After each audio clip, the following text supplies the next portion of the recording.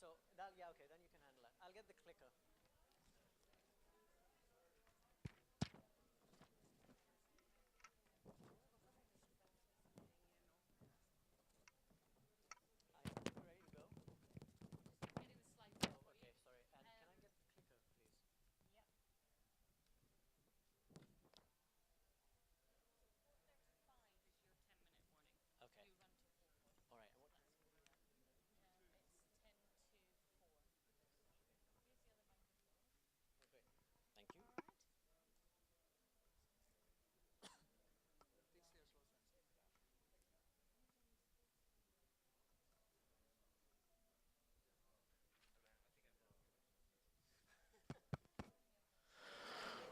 Oh, great. Thank you. Great.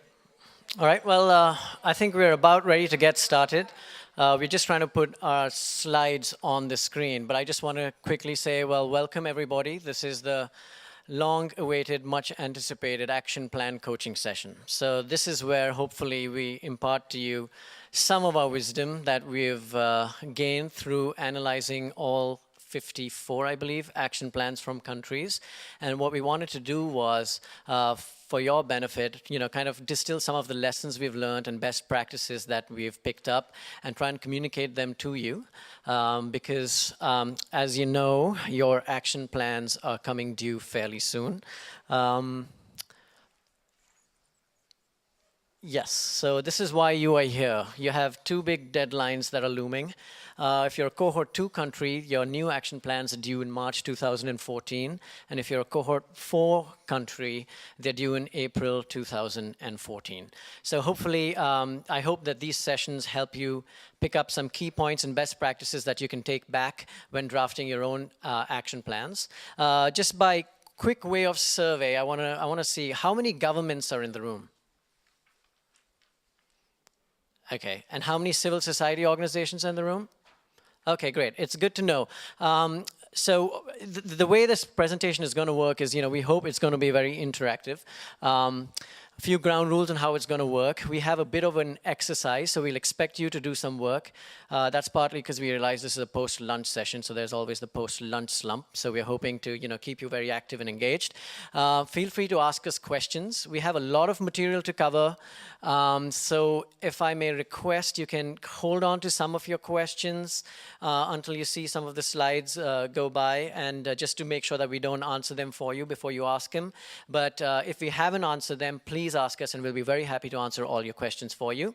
And of course, we want you to share your experiences with us during this process. But because we have very limited time, I request you to please be concise, or I may have to use my power as a moderator or the guy with the mic to kind of curtail the conversation. So, and I apologize in advance if that does happen. Okay, so let's get started. We want to talk about processes for, and best practices for actually creating an action plan. So before we dive into some of the best practices, we have a little bit of a story for you, which my colleague Joe will introduce you to. Hi, so I'm Joseph Foti. I am the program manager for the Independent Reporting Mechanism, which is one of several accountability mechanisms in OGP. And we're going to tell you a little bit about the process requirements in developing an OGP action plan, which are in the Articles of Governance. But before we do, I want to tell you about the worst date ever. This is Gary Gobierno and his wife, Sybil Society.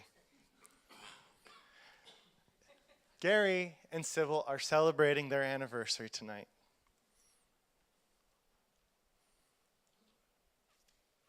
They've been at work all day, looking forward to this fantastic date.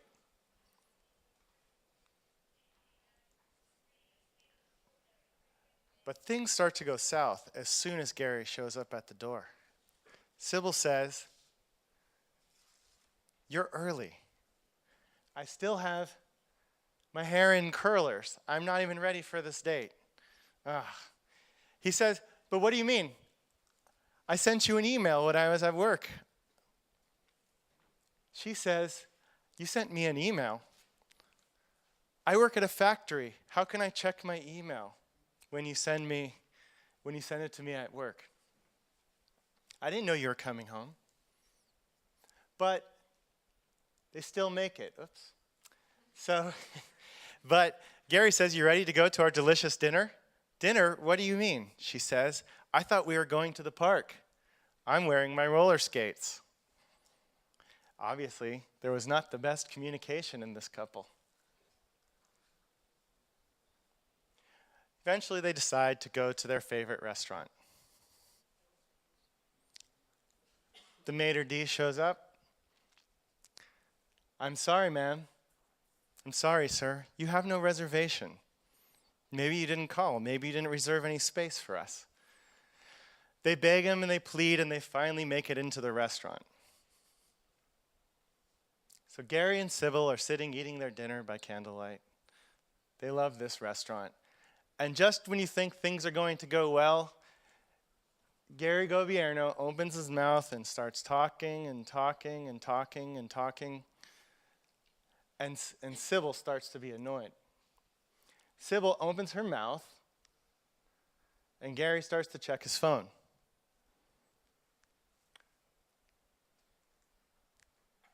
And that is the story of a very poor anniversary date. So, this is an extended metaphor for bad consultation, in case you didn't get it. Now, there are many good consultations, but real quick, this anniversary story, and what went wrong? So, this is the part where we ask for your hands. What went wrong on this date, this anniversary date? Yes? Lots of information, but didn't arrive at the right time. Didn't arrive at the right time. The schedule was not shared. Right. What else? Would you speak? Did you have a comment? I just say miscommunication. Miscommunication, yeah. A whole lot of miscommunication. What other kinds of miscommunication did people notice? One-way. Sorry? One-way communication. One-way communication. Yeah? Different levels of expectation. Different types of expectation about what would happen. Anyone else? I'll go through these real quick.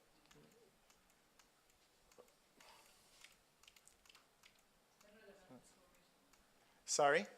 Some irrelevant information or not interesting to the other. Some irrelevant information. Well, going through these actually, because they're so clever, they actually correspond to the OGP Articles of Governance, which set out the requirements for a consultation. So there's a few things that you'd want to see here. One is,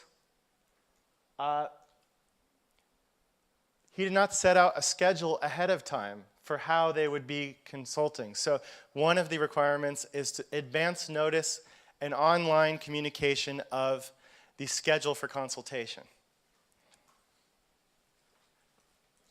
The next one is using multiple channels to communicate. He just used email. But obviously that's not the right channel if you wanted to reach out to this particular civil society person.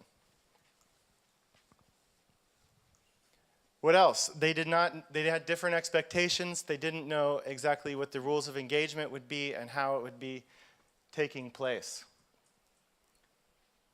Again, was the notice given adequately in advance, and did they reserve the space for that? So these are, moving through them quickly.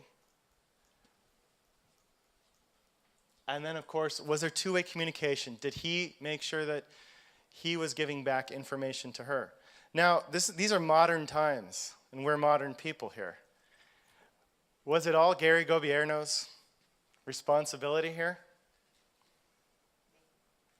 No, what could Sybil have done, his wife? Be more active. Yeah, be more active. She could have also set up the schedule for the date. Again, she could have initiated the conversation. There's no reason that it has to be one way for it to work.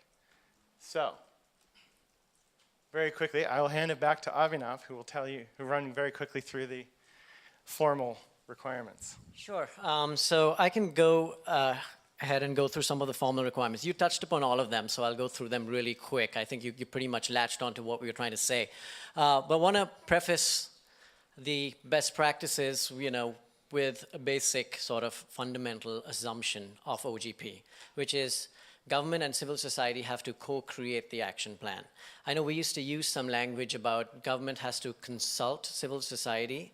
What we wanted to make sure and, communicate very clearly is that this is not a box checking exercise. This is not one item on a list that government needs to check off, but actually there has to be an ongoing dialogue and an ongoing platform that must be created for government to talk to civil society through various stages of the OGP life cycle and the action plan life cycle. So from drafting of the action plan to implementation through assessment at the end, civil society will have active input and they must actively be made part of the process. With drafting the action plans especially, it's government's responsibility to create the space and the platform for that dialogue, but at the same time, the responsibility also lies with civil society to organize and voice their opinions and make their priorities known. Because the national action plans don't reflect the priorities of a single faction. They don't reflect the priorities of a single ministry or a department that creates the action plans or one NGO that has certain priorities, but it's a reflection of civil society or the population as a general, and it reflects the reform priorities that are needed in country to push the open agenda forward in those countries where the national action plan is being drafted. So really quick, so what are some of the key features of a productive partnership? Again, go through this really quick. Essentially, it's all about an ongoing platform for dialogue. So there must be sincerity and trust on both sides. There should be real listening, as we learned from our story between Gary Gobierno and civil society. There must be feedback that's been provided both by government as well as civil society, and ongoing dialogue. I think we have some good examples of how this has occurred in country. So I'm hoping that maybe, after I go through these next couple of slides, we can have a few countries kind of share a few examples of either how did you follow some of these best practices, how did you not follow them, and what you could have done better the next time around, as well as highlight, what were some of the methods that you used to build trust between the two parties. So just going through these quickly. Availability of timeline and process, as Joe went through with the little story that we had. You've got to make the details of the timeline and consultations available prior to consultation. Prior to consultations is in advance. In advance is not necessarily the day before. You must provide adequate notice, of course, with a forewarning.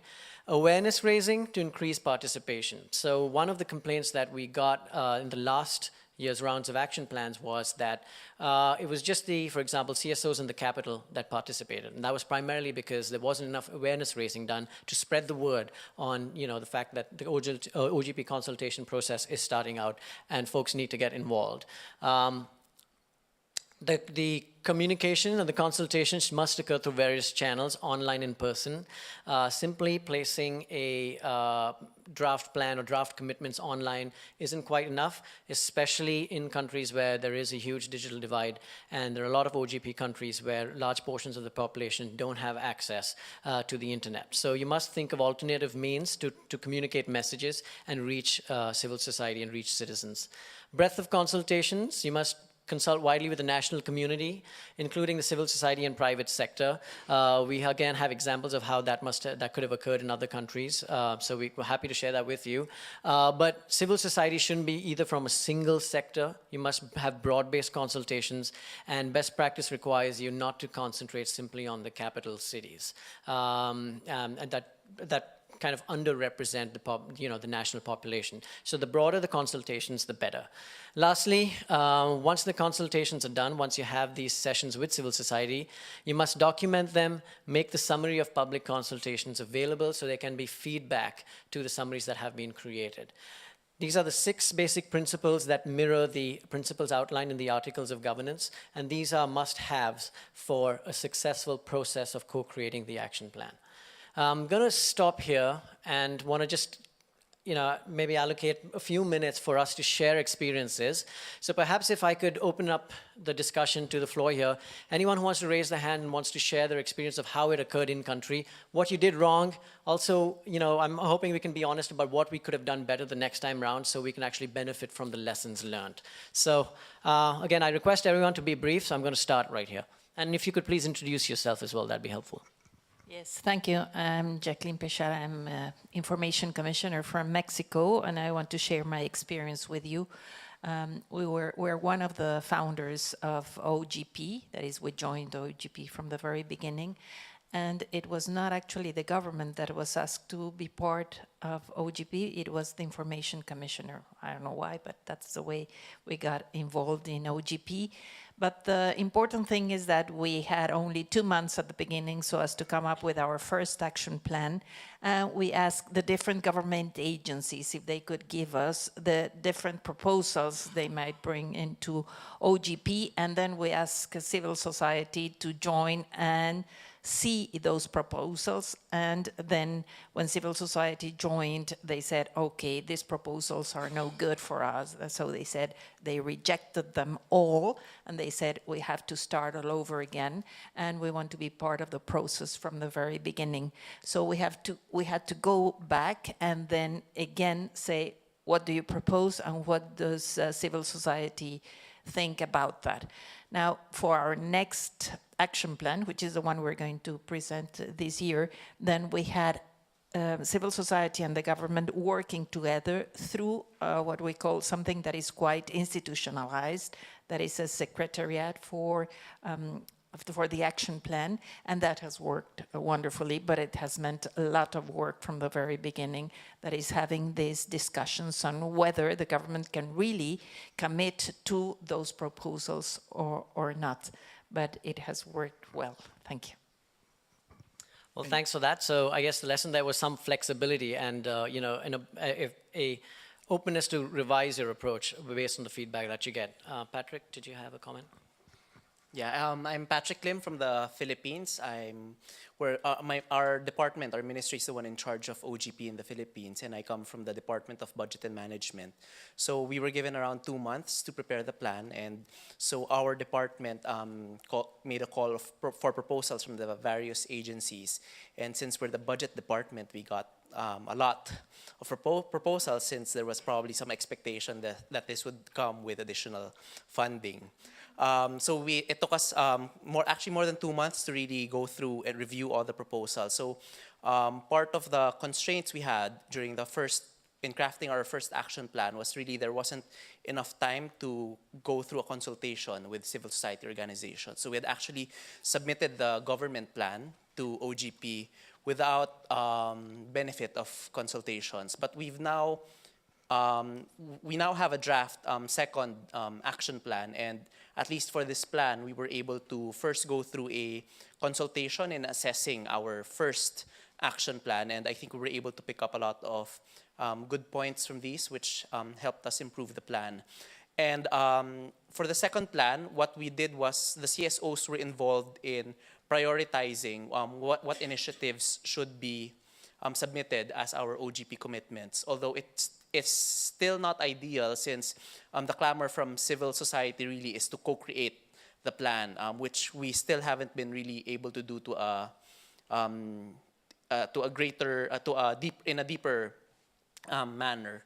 But this is, I think, something we plan to improve on as we go through the OGP process. And I think one thing we've done is, I think similar to, we've created actually a multi-stakeholder committee. We call it the Philippine OGP Steering Committee. It's composed of half from government, and then we have CSO representatives. But I think one innovation we've done is we've also invited representatives from business organizations to join this group. And it is through this body wherein we more regularly consult what they think is about the action plan, although we do still have the bigger consultations where more people are involved. So thank you. Thank you, Patrick. I want to jump back to one thing that's really interesting and a really good practice that happened in Mexico that we were able to do through the IRM process was to be able to trace back the civil society proposals to the action plan with what actually came into the action plan. So members of civil society can see they were active and they made a list of demands to the government and numbered those. And then they were able to, with the tripartite secretariat, they were able to correlate which numbers related to which numbers in the final action plan. So the proposed numbers to the final one, which is just a really cool practice in terms of being able to figure out what got into the plan, what didn't get into the plan, and how it got changed. I mean, so check out the Mexican Action Plan or the Mexican IRM report, the executive summaries in English, to see how they did that. I think we have time for a couple of more comments. So really quick, we have a comment here. Talk about the UK, what we've done. I'll try and stand up. I'm Francesca Orpen from the UK. We've just published our action plan today, so if you want to have a look online, it's on gov.uk. We've done a summary version and a longer version, which is 60 pages, so probably read the summary version. So Lizetta and I have done this in partnership for the past 4 months. We inherited a draft action plan that hadn't gone out for public consultation. So our first job really was to kind of get the draft plan out, and that went out at the end of June. There was a slight delay of around 2 months, and so before we joined, we set up a civil society network, which I think has 50 civil society organisations, and then there's probably about 30 to 35 that are active participants on that. And so in forming the kind of draft action plan that went for consultation was literally a list of demands, I would say, if I'm being honest, a bit of a wish list from civil society. And I think the negative thing that happened was that the only department really that was engaged in the OGP process was the Cabinet Office where we sit, and not actually the wider government in terms of Department of Transport, Ministry of Justice, the Treasury, etc. And so what happened when the draft plan went out for consultation at the end of June was there was a lot of government departments who were like, what is this plan? We haven't really seen it. There's kind of commitments in here that we kind of can't really sign up to because we're doing it through the G8 and the G20 because we're the holders of the presidency of that this year. So I'm kind of want to pass on my knowledge in the fact that really kind of don't just funnel everything through one department. Make sure that actually all of your ministries, all of your departments are kind of engaged in the OGP process because that will really make life a lot easier. So when Lizetta and I came in June, really our first job was to get the plan out for consultation. There's a rule within the UK really that any plan that goes out for consultation should be for 12 weeks. So we adhered to that.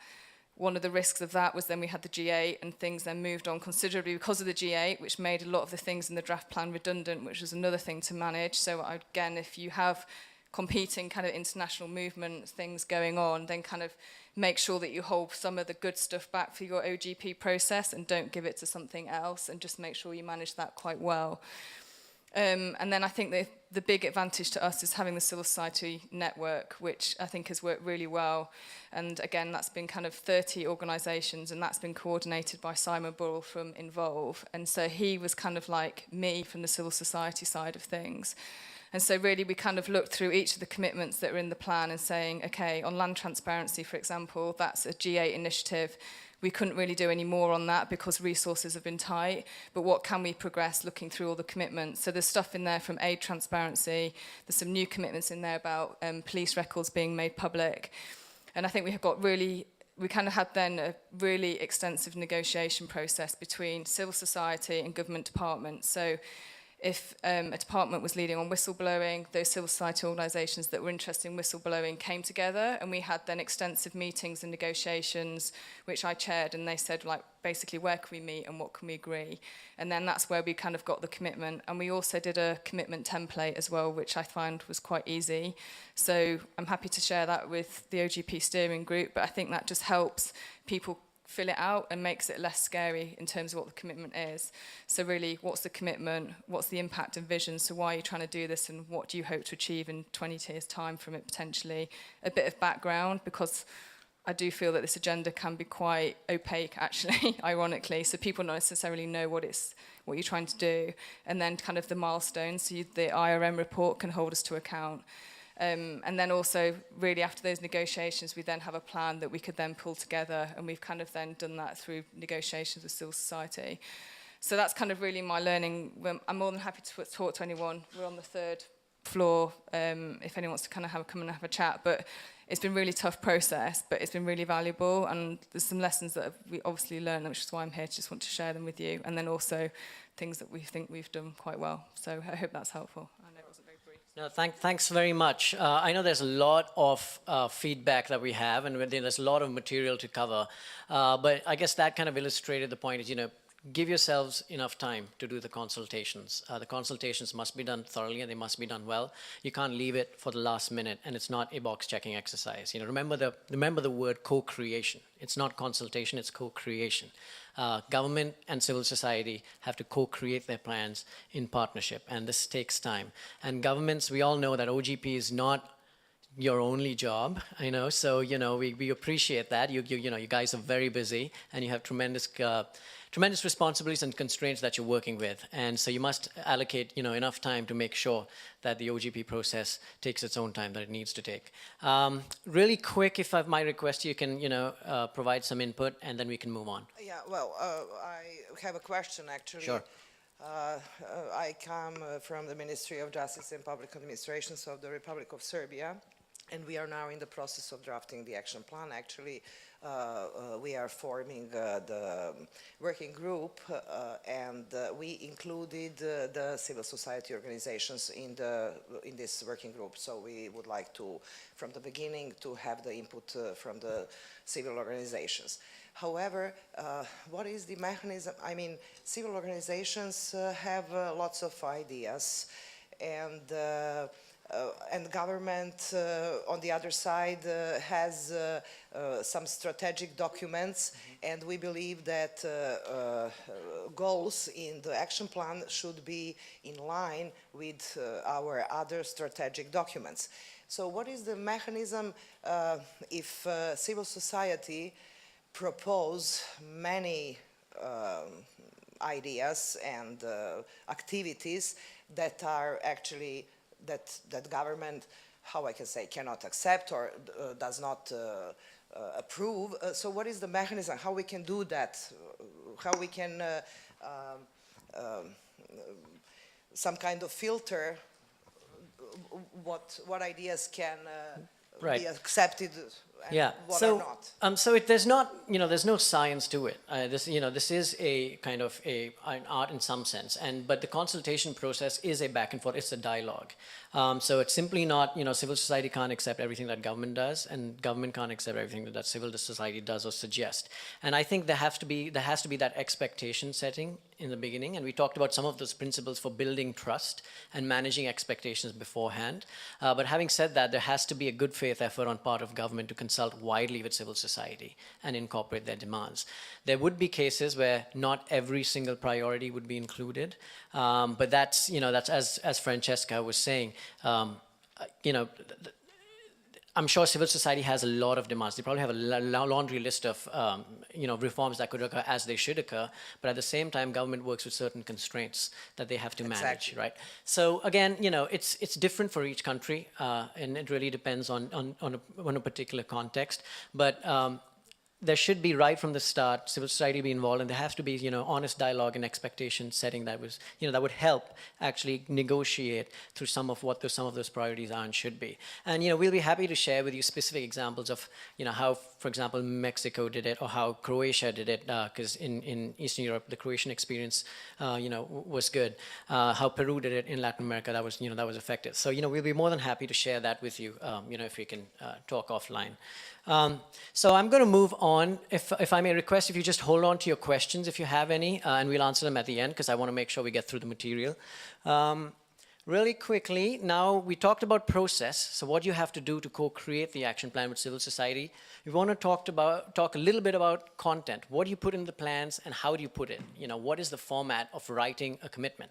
So I had the wonderful opportunity to read about all 1,000 commitments. We went through the action plans and we actually put them on a little spreadsheet, and we try to see what commitments and where are they falling, which kind of issue areas are they falling into.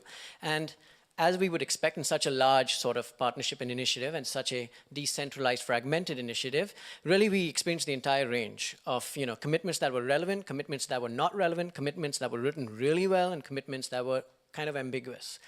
So what we want to do is kind of distill some of those key best practices and just quickly walk you through them. And then we also have an exercise that I hope you guys can help us, join us, and we can actually try and formulate a commitment together, which can help us strengthen the essential process of writing a commitment. Okay, so really quickly, what are some of common complaints of action plan commitments that you've heard, either from the government or from the civil society side? One response, really quick. Go ahead. They're not smart. Wow. Okay, that's. I guess that's. She basically predicted what I'm just going to say. But so SMART essentially is a methodology that would help you, to guide your format of each commitment. So let me go through what SMART is really quick. Okay, wait. Before I do that, let me back up. So there you go. And this could answer your question that you had about what a good action plan is. So this would help us prioritize some of the commitments as well. Okay, so really quickly, a good action plan is ambitious. Remember, OGP is about stretch. OGP is not necessarily about recycling old wine in new bottles. It's not about, recycling old commitments and putting them in the action plan. You're more than welcome to do that, of course. There's no restriction for you not to do that, but we encourage you to try and push the boundaries of open government reform that are possible. The plan must be responsive. The plan will be responsive if your consultation process was extensive and followed some of the best practices we highlighted earlier. So they must reflect the priorities of citizens as picked up through the civil society consultations. And of course, an action plan must be relevant. Every commitment must address the key principles: transparency, accountability, or public participation. Commitments that don't quite strengthen those three are not necessarily open government commitments. Open government, the three pillars of open government are transparency, accountability, and public participation, to simplify things. But that would be three principles that you should keep in mind when formulating the commitments. All right, with that in mind, should we do the exercise? Okay, great. So we have an exercise here of commitments. So Joe, why don't you go ahead and guide us through it? Okay. Well, thanks. And you guys may have noticed there are three commitments up there. The fourth value, technology and innovation for openness and accountability, of course, is there. We just, as a filter for relevance, the first three are quite useful. So there are 4 values, just to clarify. There. What we're going to do is this is the part where you guys get to write, think for yourselves, talk to your partners. We're going to move quickly on this. We have 2 commitments. One of them doesn't meet the description that Abhinav met. The other one does. So we'll pass these out, and then you can see the 2 commitments there, and there are some questions for thought on the back. As you receive this paper, what I hope you'd be able to do is take a look at the 2 commitments and figure out what's good about the good commitment and what could be improved about the other commitment that's on there. And these are not actual countries' commitments, but they're pretty close to actual commitments that have come in before. So take a look at these.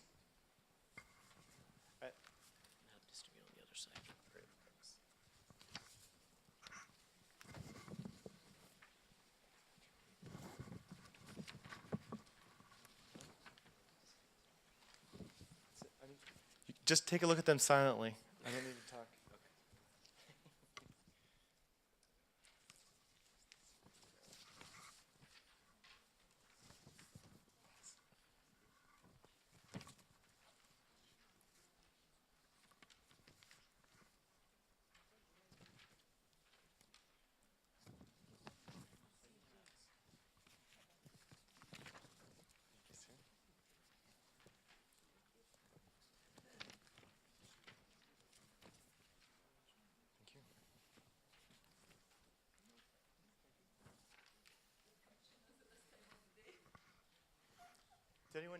Did anyone not get one?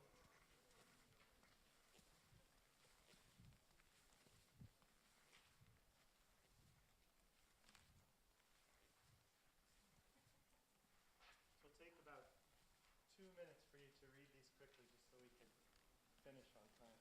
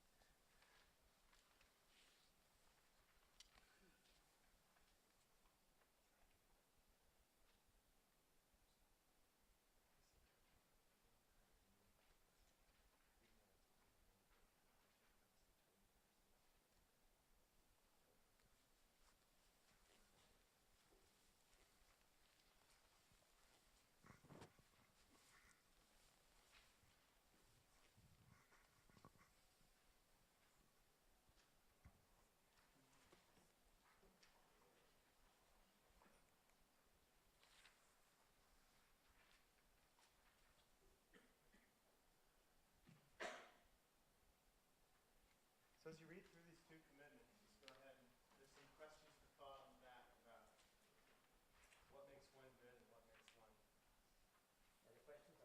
less good.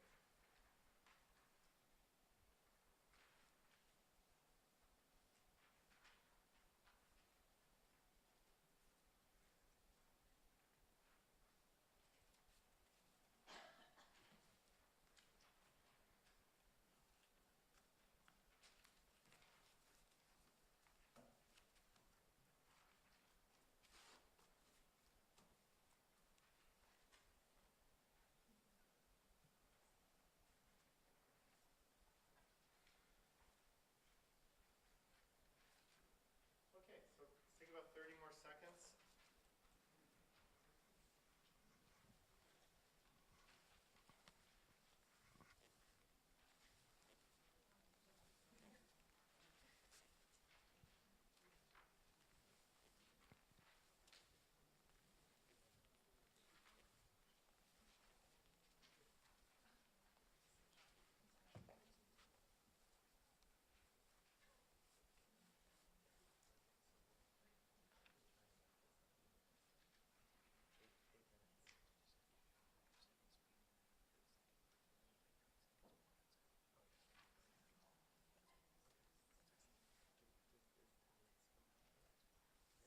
Great, so go ahead and turn to the person next to you.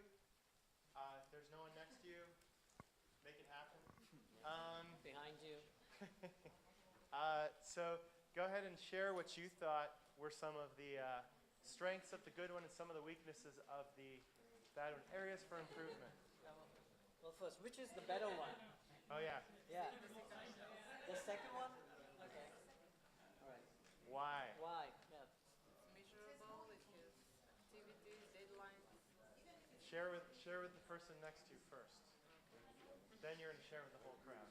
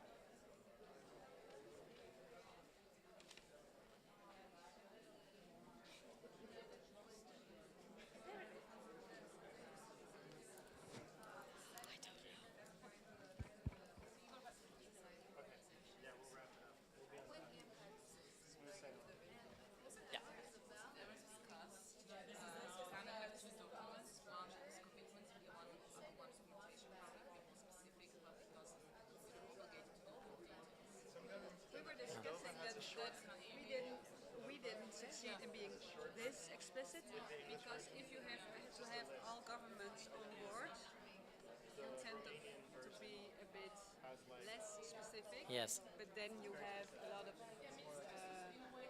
willingness from other governments, and if you're that specific, sometimes you can't. You can't be that specific on all your goals. Do you mean in other departments or other jobs? Okay. Right. Now that's an interesting Sometimes insight. it Yeah. is. I mean, if I hear you talking about the 6 necessities for good consultation, it is like if you do that, you just write it down and you're finished. Yeah. But after that, you have to consult with government. All right, I know we're having a lot of great discussions. We'll take 30 more seconds before you share with the Yeah. crowd. So we'll. It's much more complicated. Yeah. I'll try and address that. Or okay, so. Yes. Civil society perspective, these are also good to bring to government. We'll give you a checklist that you can use for each commitment to see if it's well written or not. Period where there's a big financial crisis. Really, I experience that everybody says transparency is very, very important. Yeah. But please That's a very good question. I'm And trying to we- think of examples off the top of my head. have had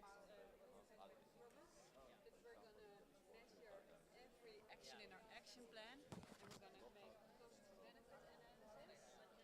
And when there's a benefit, may it be for society or for government itself, then it's easy. All right. Great. Thank you so much. So, if you guys can wrap up your conversations, we are on a tight time schedule.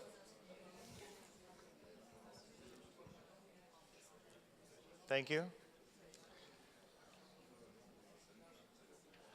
Okay. Who would like to share? Who would like to share something positive about the commitments? Back there? That's good. So I'm Safa, Minister of Telecom from Palestine. Both commitments, I think, are responsive to the public demand. So we need, as people from any country, we need that bureaucracy is reduced, and we need the access to information. So these both are can be responsive as public demand. So this is positive. I should not say the negative. Not right now. We'll get more ideas from more people. Okay. Just to have more fun. Maybe Okay. another example of something positive that you noticed about either of the two commitments. Wow. The commitments are that bad, huh? Okay, there you go. I'm Christian Heise from Germany. We've not joined the OGP so far, but I think it's pretty easy to answer for me, because like the commitment number one would be a commitment which the Ministry of Interior would do now at the moment. And the second one is how we would do it, probably a bit better. It's more precise. I mean, that's the point, and it has clear actions. All right, so the second one was more precise. Okay. Other thoughts? All right, just one more. Yeah, one thing positive about both, I'm Susan Mlawi from Tanzania. What is positive about both is that there's a problem somewhere, and the governments have seen that they need to solve the problems.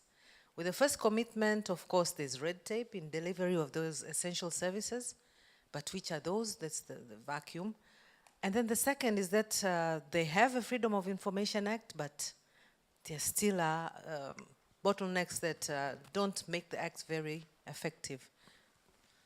That's great. So both commitments were problem oriented. They were looking for a solution for a certain problem that was articulated in the commitment. And I think that the first commitment is getting closer to the citizens, and it helps directly the citizens to find solutions, timely solutions for their problems, while the second one is more convenient to the civil society organizations. So it's more structured. I'm not going into the details of each of them, but I think that the first one, despite the way it is presented, it can be improved to address the needs of the citizens. So it's addressing a need, but closer to the beneficiary than closer to the civil society organization. Okay, great. So it's not that, the first one could be reframed in a better way, but it is still problem oriented. It is still relevant to open government. So that's a plus. And both of these could be worthy.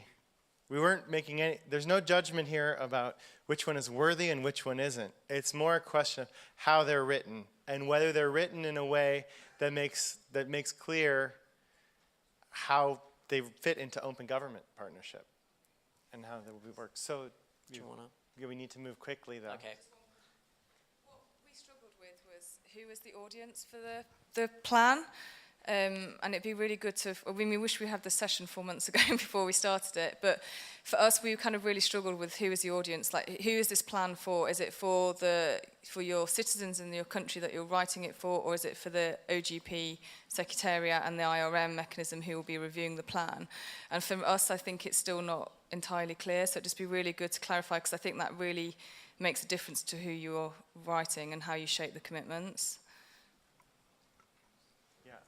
I think, just to quickly answer, one country that I think did a good job on their first action plan in terms of stating the problem and then talking about it in language that was useful for, say, the average citizen. I think the US First National Action Plan did a good job of just saying simply what the problem was and then how access to information, participation, or accountability measures were going to improve that.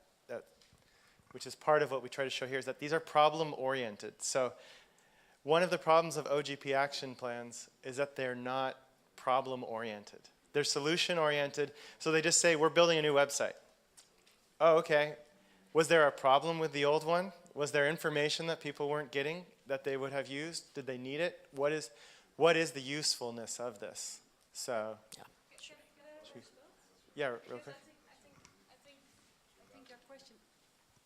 I think the British question is very relevant because what we're trying to do with these action plans is changing the government. And in our process, we have learned that, well, a lot of ambitions have to be formulated differently to have all governments on board. That is why civil servants write very bad language, well, not bad language, well, terribly sentences, so that everybody can agree on it. And then you have 2 years to use those very bad sentences, but implement them. That's how it works with governments, yeah. All right, just one more and then we'll kind of wrap up. And I would ask you to please save your questions and we'll be very happy to answer them after the session. Thank you. My name is Terje Dyrstad from Norway. I have to say that our first action plan was not too good, to be understatement. But when it comes to those two commitments here, we think both are relevant and important issues. The second one is easy to assess, easy to find out whether you have done or not done this. The first one, two important issues that is merged together. It's not sure that setting up one-stop shop portals and service center for citizens does reduce bureaucracy and red tape. So maybe there's no commitment. It's two things, that's separate. I think there could be two commitments. Thank you. Okay, thanks for that. So yeah, that was the first commitment kind of aggregates certain problems, and we can definitely get to more specificity if we break down what that one commitment is trying to address. So the key takeaway really from this exercise, what we wanted to do was demonstrate some of the principles of what constitutes a good action plan. It must be ambitious, responsive, and relevant. And you can see, from our perspective, commitment 2 was the better written commitment. That doesn't necessarily mean that every government must do what was commitment 2, but it means that when you're formulating your action plan, that format works. And that format works really well, both because it meets some of these criteria, which is the values that are laid in the OGP values and principles and the articles of governance, but also because it helps. It's problem-oriented. It helps solve a particular problem, and that's what OGP is about. We're not here to create solutions to problems that don't exist, but OGP is actually a practical means to tackle some of those open government reforms that otherwise there may not be time or space to do. Really quick on exercise. We've done the exercise. Okay, so somebody said smart, which was the keyword for this, and I didn't pay them to say that. What does smart mean? Some of you may know that we went through this in the last session that we did last year, but I just want to go through it really quick. Specific. So the commitment must be specific. Simply stating that we want to make public services more efficient is not quite specific enough. You want to get to the solution that you're trying to solve in a certain level of specificity. I won't go through these in details because we don't have time, but we have checklists that we'll be happy to hand out to you.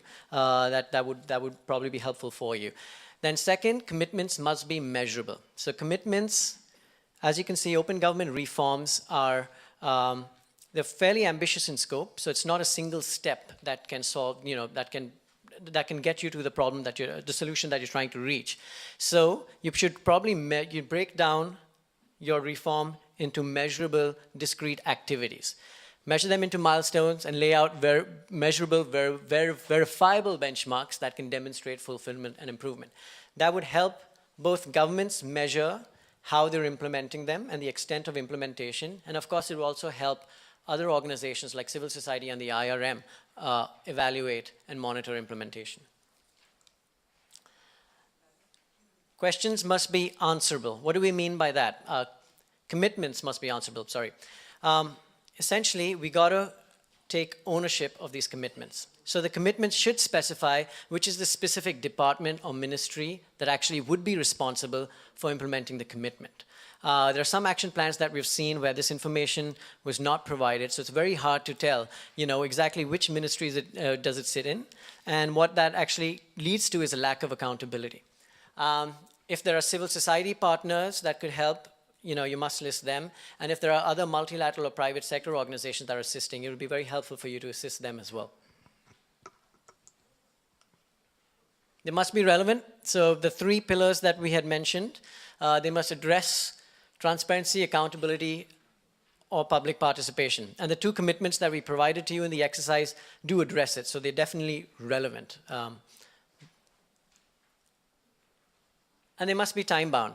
Now we realize that some of these commitments are well, some of them are generational reforms, but some of them are long-term reforms that extend well beyond the 2-year implementation period of the action plan.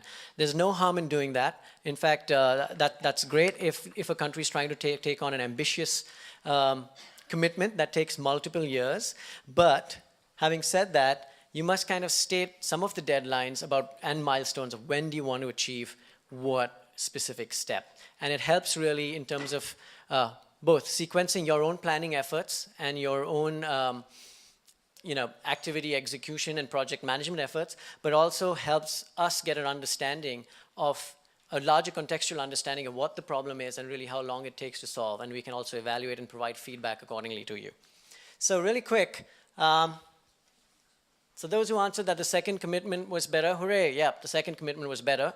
Why was it better? It was specific. It lays down very specifically what is it that the government is trying to do. So it tells you that the current right to information regime is deficient. That's the problem that you're trying to solve. It tells you why it is deficient up top. But then it tells you to do that and to reform the access to information law, what are some of the steps that are going to occur. Measurable. The progress of commitment delivery and impact will be measured by the number of consultations held, quality and number of draft amendments submitted, data sets proactively delivered. So they're very measurable deliverables that you're kind of laying out. So you want to do that in your action plans. Answerable. The Ministry of Information and Broadcasting will implement the commitments with support from the Office of the President and the Ministry of Justice.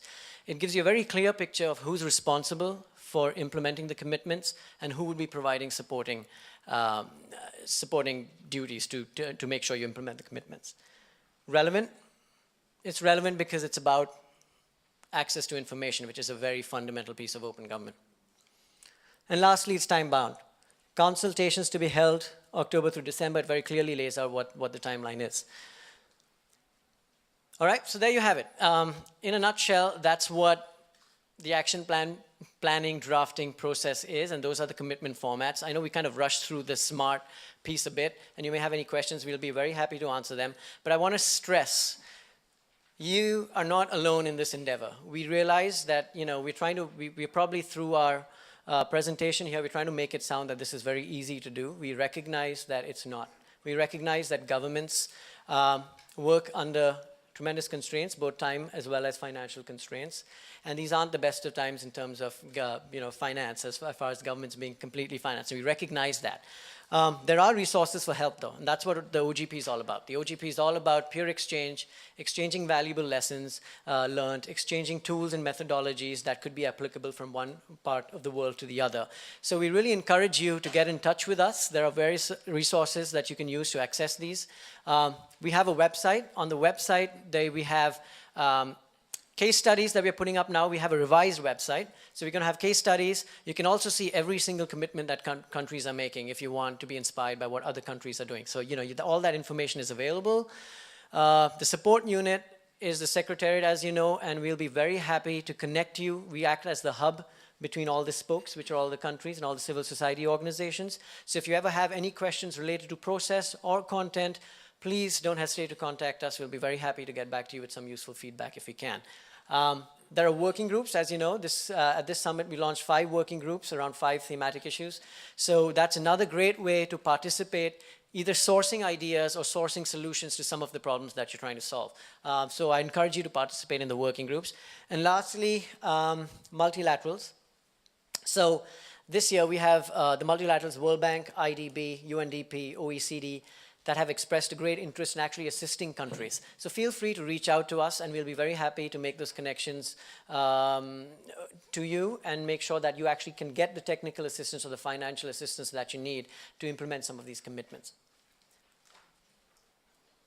All right, so I don't know how much time we have. Well, just go real quickly. I'm sure there's a lot of questions. Okay. But to do 2 things real quick. First, you guys got a list of everything. So if your notes are missing things, most everything that's up here is in the handouts we gave you. We'll post this. Second thing is you have a checklist, which whether you're civil society or government, it's a handy-dandy way to make sure your commitments are moving towards best practice. And you can use it and adapt it for your agencies, translate it. And then on a different topic, before we take questions, Ravi has a 30-second announcement. Go ahead. Thank you. Can you? Sure. So I just want to introduce you to Ravi Singh. And so Ravi Singh has been retained by the support unit, and he belongs to the Center for Nonprofit Strategies.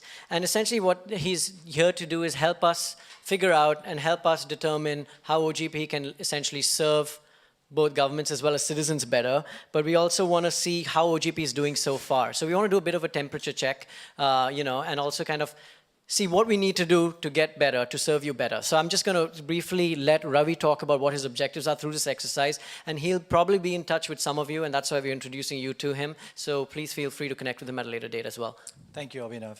And I just want to echo what he said, that we're here to ask you how the OGP is doing, what value it's providing to you, what it can do better, and how we can sustain it in the future. I'd love for you to contact me in 3 ways. If you see me lurking around outside during the conference, if you have a few minutes to spare, please come and approach me and I'd be happy to talk with you.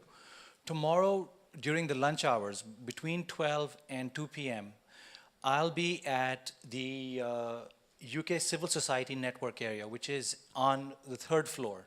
So the 3rd floor is sort of, if you're thinking spatially, it's divided into 2 areas. One side has the igloo. The other side doesn't have the igloo. The side that doesn't have the igloo is where the UK Civil Society area is, and that's where I'm at. Look for the shiny head, shouldn't be hard to miss.